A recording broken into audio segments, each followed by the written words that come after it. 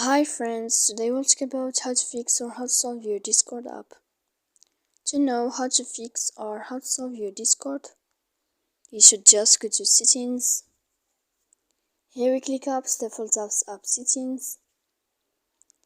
After that you will enter to the window or to the app of Discord.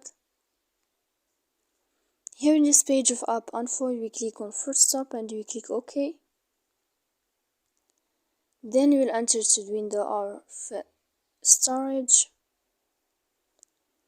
Here in this page you will click on first stop and you click you will click on clear cache, and in the end you can turn off your phone. So please don't forget to support us by like and subscribe. See you next time in another video, and thank you for your attention and your watching.